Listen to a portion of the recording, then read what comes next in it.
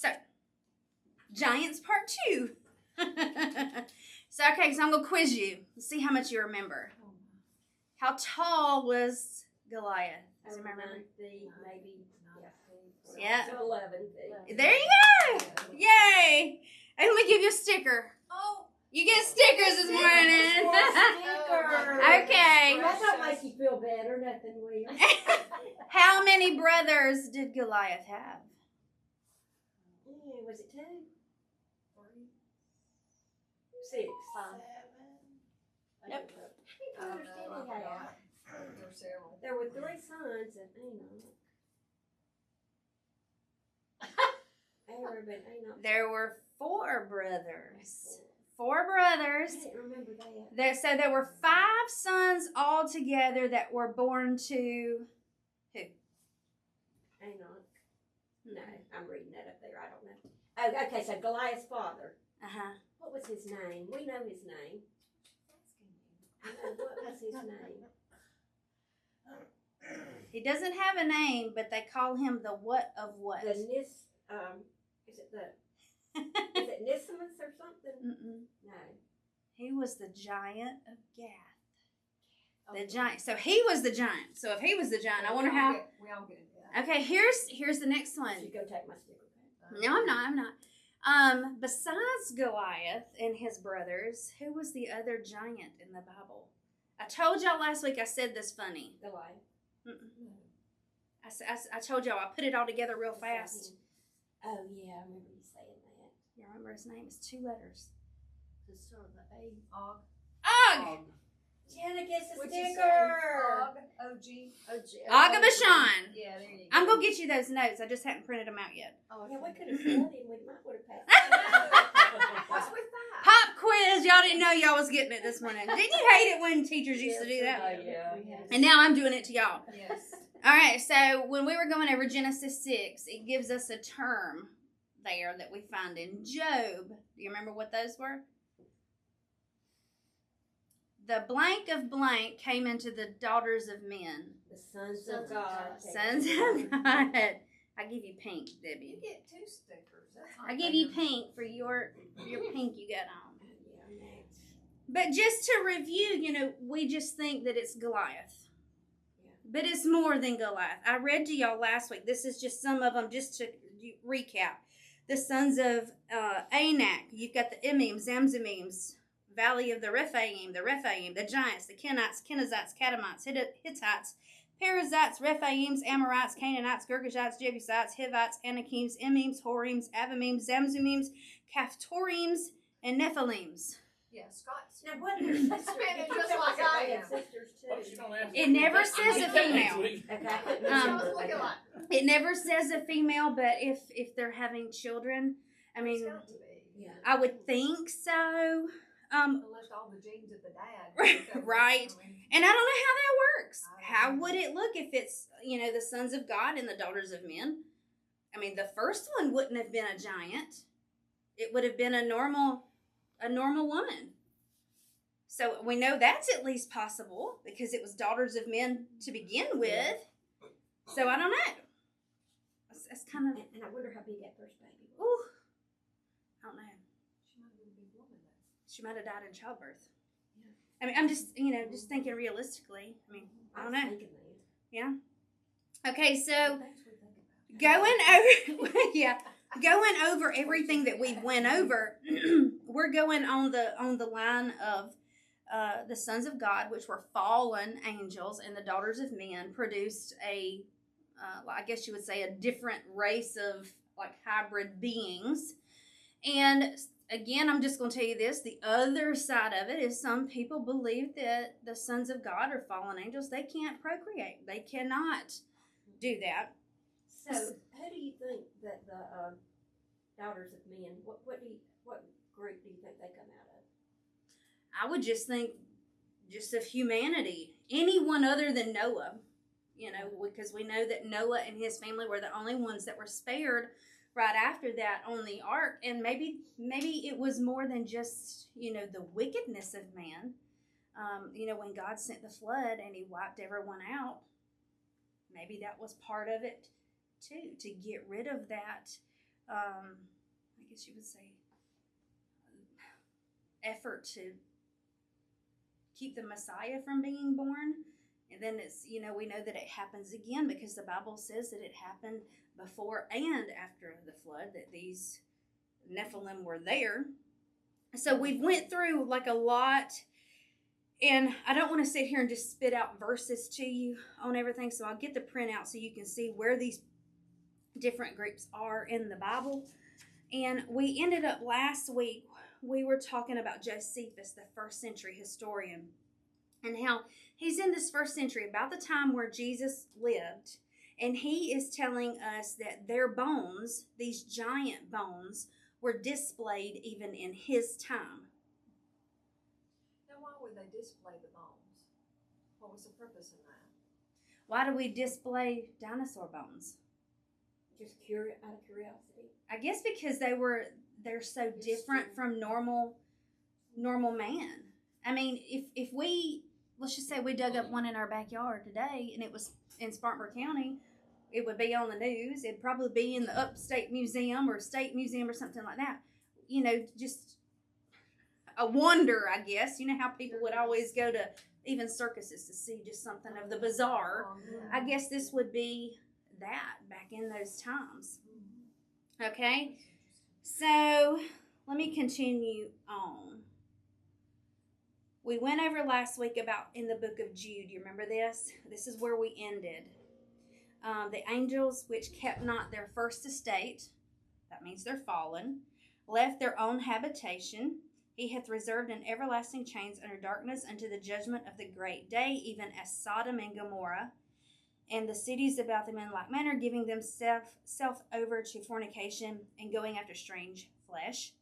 And for an angel and a human, that would be strange flesh, are set forth for an example for suffering the vengeance of eternal fire.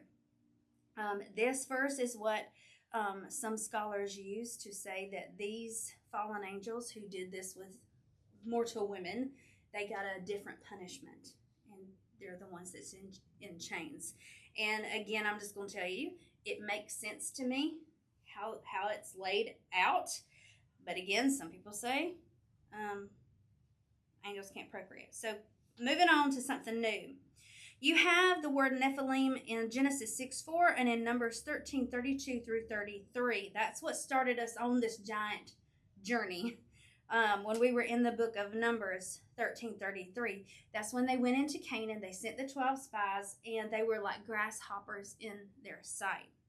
Then you have the word Gibborim Nephilim, the mighty fallen, in Ezekiel 32:27. In Amos 2:9, you have the Amorites before you, whose height was as the height of the cedars. And then this one's neat. Okay, I never knew this until a few years ago. The Jewish Talmud, it records a lot of the histories of the Jews.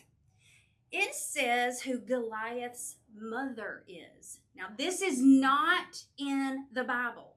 You remember the story of Ruth and Naomi? The other daughter-in-law, Orpah, they said that she is Goliath's mother.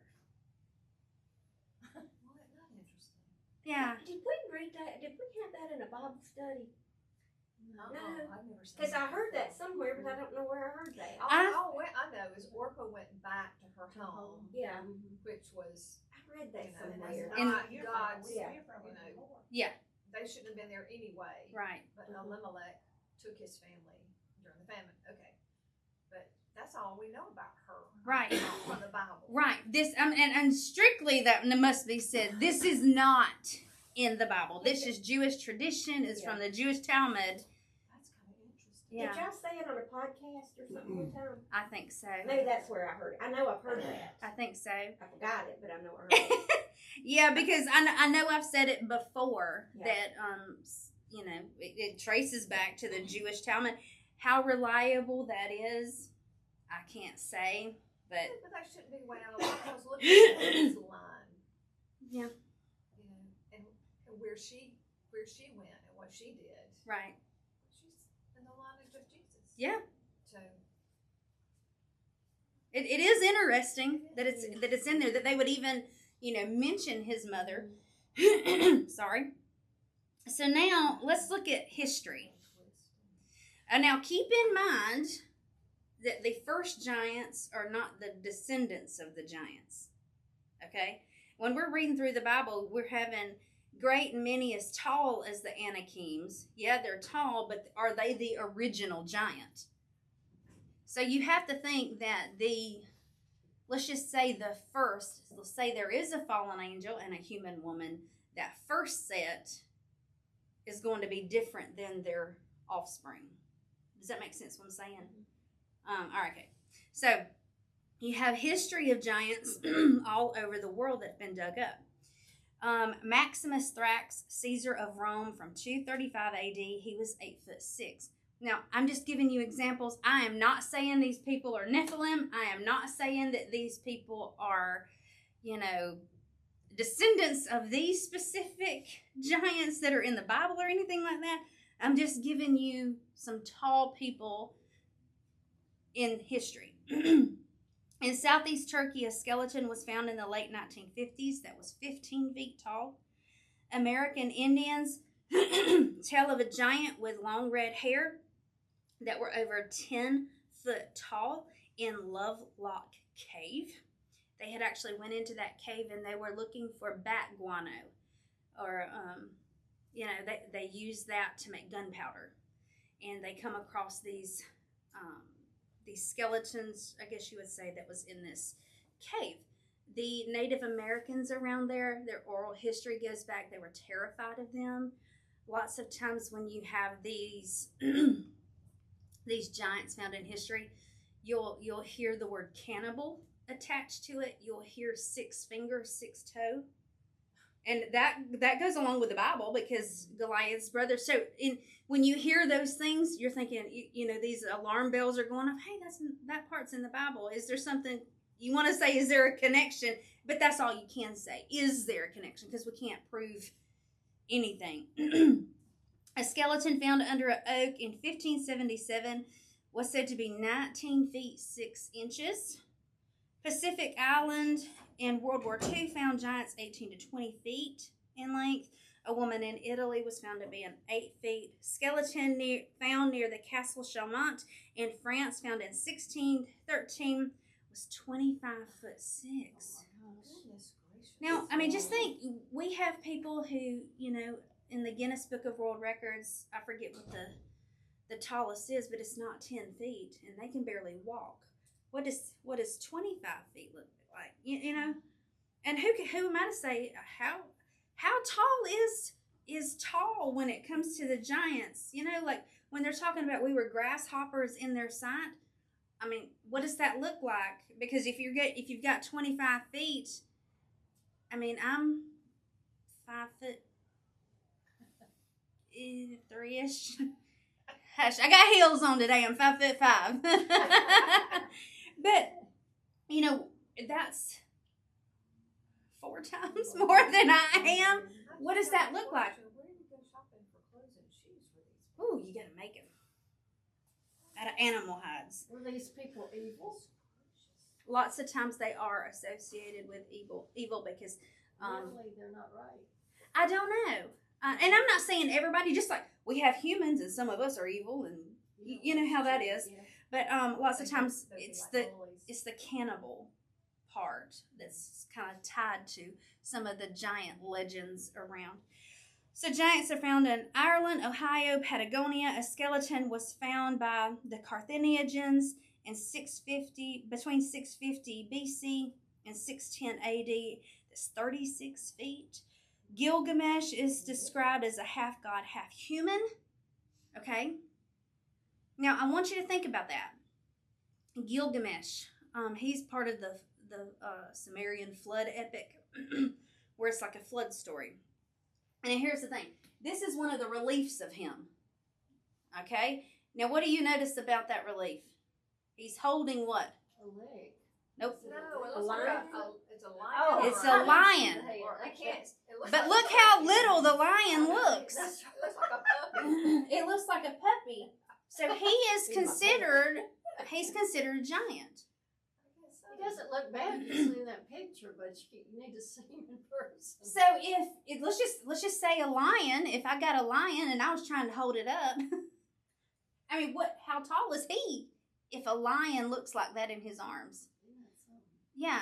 So him being considered a giant in history, and then you have reliefs like this. Does it give credit to the giants back from history? In 1928, archaeologist Julio Tello discovered huge skulls. DNA found that there were mutations unknown to human, primate, or animal. The Phillips excavation in Lake Declan in Wisconsin, May the 4th, 1911, 18 giant skeletons were found. These are two of the Kashmir giants. They are over 7 feet tall. Okay, so they're 7 feet tall. Can you imagine 25 or 30 feet? I know. And we're thinking, well, somebody that's 5 feet tall. I look at Scott, who's 6 feet tall, and I'm thinking, good night. He's tall. But, we have basketball players who are very tall. Like pushing 7 feet, probably over 7 feet, ain't they? And a lot of them. Even if you see them in person, they look odd. Yeah, they're really long limbed. Right. You don't. And so I go back to Goliath. He's able to carry all of this 225 pounds worth of armor and still fight. That is just massive. I think they would be running there. Right. They're not agile, so if you want to run, you can probably run. Right. But don't you know that the spies, if there were giants, quote unquote, that were 20 foot tall, they would feel like grasshoppers. Yeah. So what does that say about Caleb and Joshua's faith? Really? Yeah. We can do it. So if it was like that, you're like, whoa, them two's different right there. Mm-hmm. Them two's different right there. Let's go.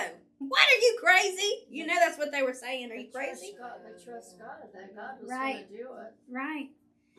Here's another one. This is Charles Byrne. His probable real name is Charles O'Brien.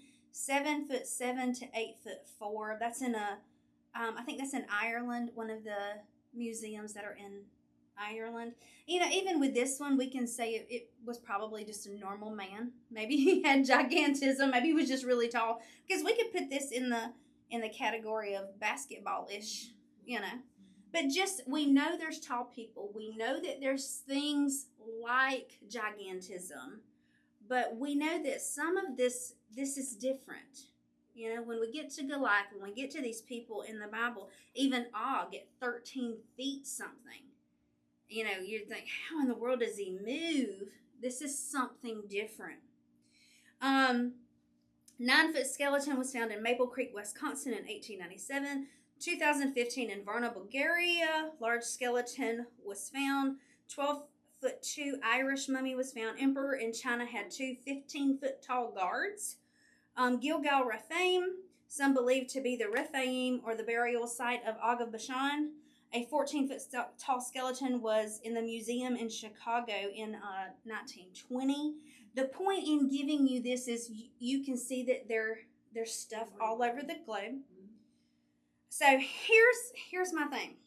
Now I want you to think, because I'm going to give you this next part as my theory. I need to make that clear. This is my theory. Okay. Think from Satan's perspective. From the very beginning, he wanted worship. He wanted to be on the mount of the Most High. Okay? He fell because of pride.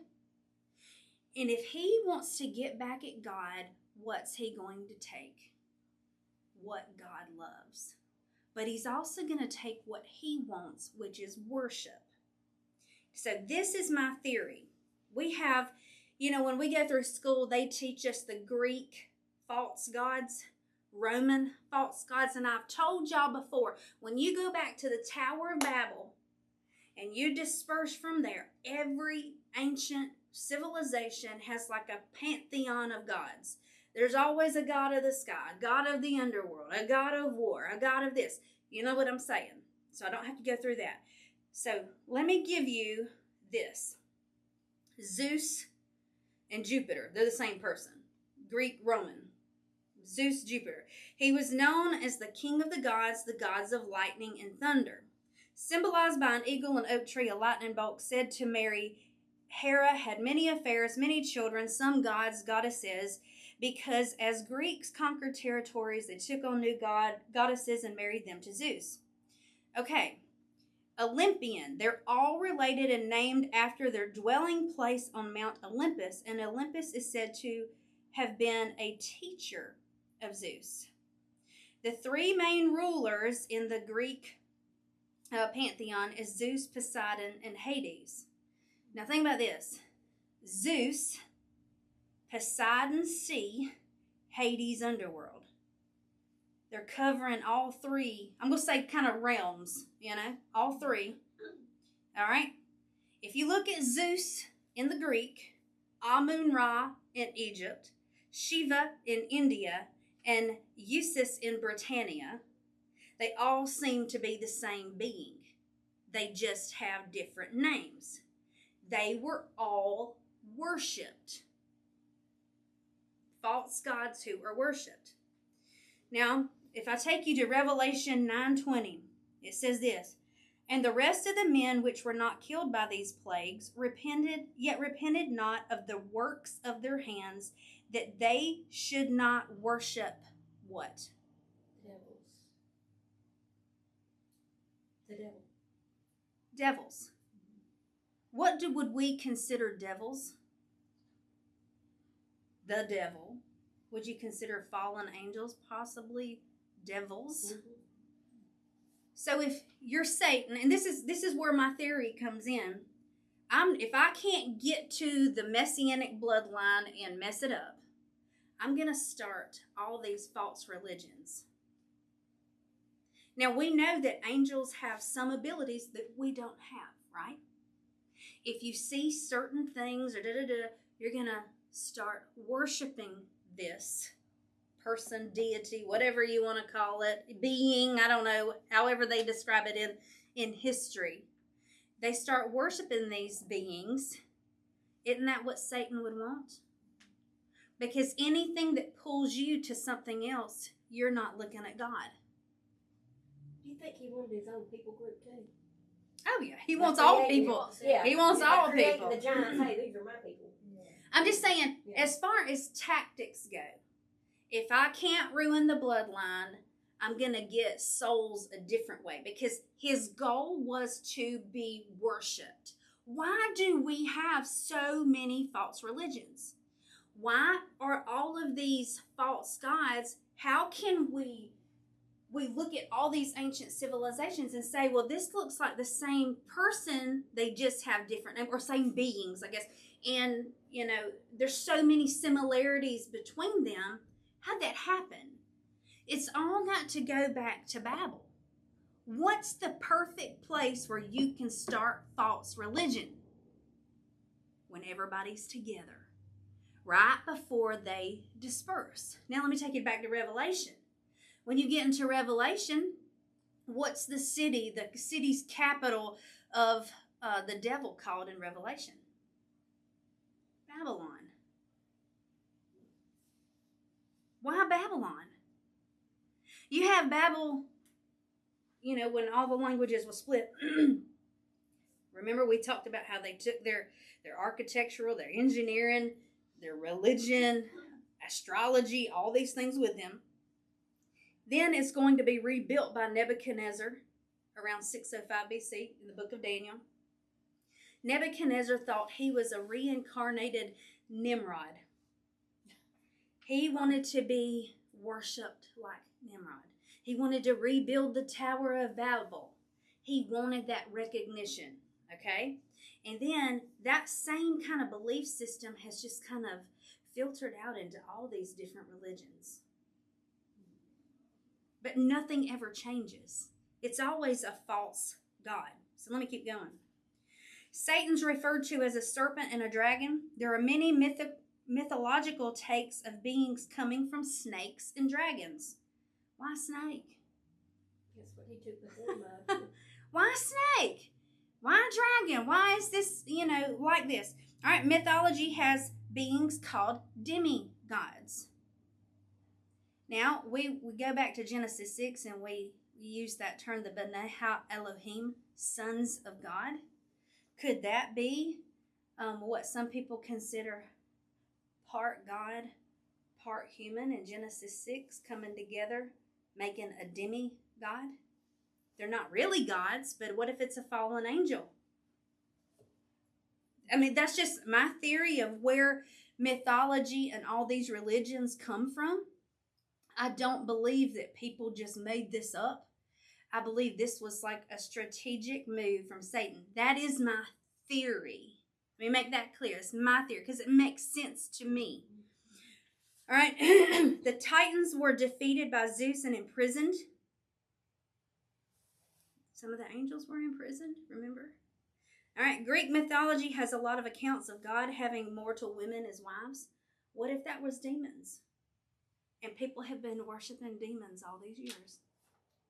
When they're worshiping the gods of Rome, Egypt, Greek, the Chinese, they all have these pantheon of gods. You can go down to South America, the Aztec, the Maya, they all have these pantheon of gods. What if they're demons? Why wouldn't Satan want that? All right. This is another one from mythology. Uranus, the father sky, and Gaia, Mother Earth, created the Titans. Does that sound a little bit like the sons of God and the daughters of men? How would humanity describe what happened historically? They don't have the Bible. Keep that in mind. All right?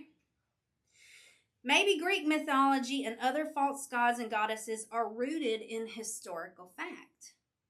Those beings from mythology and false religions have supernatural origin and produce, I use the term demigods, but it's, you know what I'm saying, false gods. Demigods always have strength and ability. Y'all remember the tales of Hercules, Perseus, Achilles? They were almost these superhuman people that were half God, half human.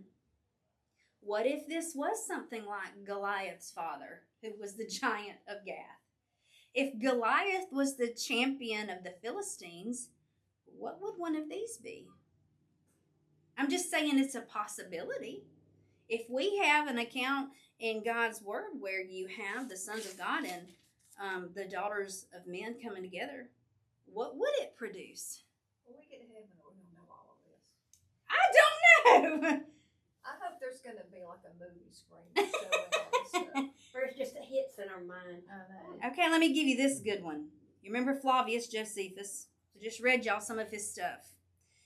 1st century, same time as Christ, he says, for many angels of God accompanied with women and begat sons that proved unjust and despisers of all that was good, on account of the confidence they had in their own strength. For the tradition is that these men did what resembled the acts of those whom the Grecians called giants. The Grecians, Greece is the one with these pantheon of demigods, of titans, and all of these things. So some people have medical explanations. We know that. This is my last one, so y'all are good. They're extreme height. They're mostly frail. They always die young. That's with the genetic mutations and things. The giants of the Bible, they are not described that way at all. They are strong warriors able to carry heavy weapons and armor. Armies look at them and flee in fear, like 10 of those 12 spies wanted to do. Like Saul. Saul wasn't the one going out, but he was willing to send David out, to fight Goliath. Goliath and his brothers are also described in this way. Now, this is the question, and this comes back to my theory. Could ancient mythology and cultures all over the world link their pantheon of false gods to the Nephilim, or possibly even further to the demons. All right? These mighty giants and their feats are beyond natural ability of human man. A giant like Goliath should have been weak and frail if it were just natural genetic abnormality. And again, I'm just going to tell you flat out, that's just my theory. You know, I have to take the Bible for what the Bible says, and then I can look at history, and I'm using the two of them to make a theory when it comes to these false religious systems. And we know when we get to Revelation what's going to happen. Satan's going to come in as the Antichrist, and you're going to have the false prophet, and the false prophet's like, worship him, worship him, worship him, because he's wanted worship all along. He's been preparing humanity all along with all of these false religions. You know, and it just makes sense that you can trace it all back to Babel. Do you think these aliens are that way? I think aliens are demons. Okay, somebody You else do. said that. I too. do. Okay, because let me ask you this. When you hear the alien question, we have races outside on other planets. This is how I ask. Now pay attention. Did Jesus have to go to that planet too and die? No. Is there sin on that planet? I don't think there's life. It doesn't make sense. We were created specifically, Jesus came here to die for us. If there's planets full of aliens all around the atmosphere or heavens, universe, whatever you want to say, There are. does Jesus have to go to each of those and die too? He's the creator of the universe. Don't make sense. Well, another thing too, we have to remember that our planet is we're spaced between the sun, close to the sun. Mhm. If we're a millimeter off, we're going to die. Yeah. And we're either going to freeze to death or we're going to burn up. So what those other planets are not where we are. Well, Does that think make sense? It does.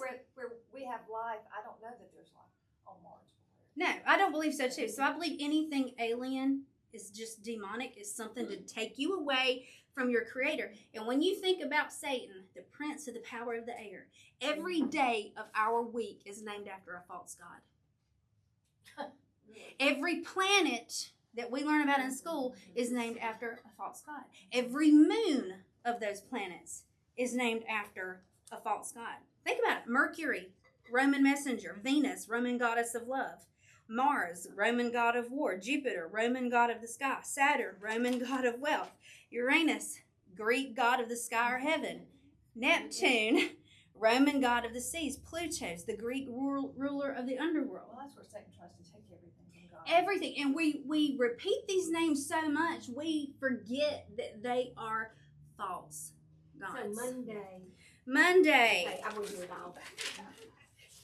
Hold on, I have it. Okay. You're not going to sing anyway. You can stay with me. I think this is my notes. I've got to type it all up. I get to stay today. Monday. You ready? Moon Day. Tuesday, after the pagan god T-I-W. Wednesday, pagan god Woden. Thursday, the pagan god Thor. Friday, the pagan god Frigg. Saturday, Saturn Day. It was named after Saturn. Sunday is sun worship. Now, if that don't get you, so I've already give you the days of the week. I give you the planets. Now, January is named after Janus, the god of beginnings and endings. February, the festival of Februa. March, after Mars, the god of war. April, Latin apiere, meaning to open. May is Maya, the earth goddess of growing plants. June is after Juno, the queen of the gods, patroness of marriage. July is after Julius Caesar. August, Augustus Caesar. September is for 7, October for 8, November for 9, and December for 10. Half those don't make sense because December is named after 10, but it's our 12th month. But Who named them? I don't know. I don't know how it all come up, but why is it our planets, our our days of the week, our months on our calendar are all named after false gods. We don't know who named the days of the week or who named the. I'm not Yeah, sure. I don't know. I'm not sure how it all came to be, but I mean, I'm just saying we have so much, I'm going to say, paganism woven into our culture that we can't recognize it. My niece says that's her religion. She's pagan. Really? Yes. Wow. And I had to hear a speech that she did in school about paganism. Mhm. She was going to get her block or something at Converse, Mhm. and she wanted me to come hear her speech, and I didn't know it was going to be about that. It sort of blindsided Oh. my mom and me. Yeah. We had to sit through that. It's like, you know better. But here's the thing. If you really look at our world, think about every Disney movie. Mm-hmm. From the time they're kids, little bitty, you have witches, you have the supernatural, you have, you know, some kind of like magic system or whatever, and you have false gods, like even Moana, you know, like false gods and stuff, and that is promoted. The little kids wear their pajamas with these characters on them. They sing the songs. They have bedding. They have toothbrushes, lunch boxes, book bags. It's all around them. We don't ever think about it because everybody wants to watch a Disney movie and sing the Disney songs, but we don't realize how ingrained with paganism it is within those. Come on, Tyler. Okay, so let me leave you with this verse. 1 Peter 5:8. Be alert. Be sober-minded. Your enemy, the devil, prowls around like a roaring lion, looking for someone to devour. Yes, he does. We just have to see things for what it is. Mhm. Okay. That was awesome.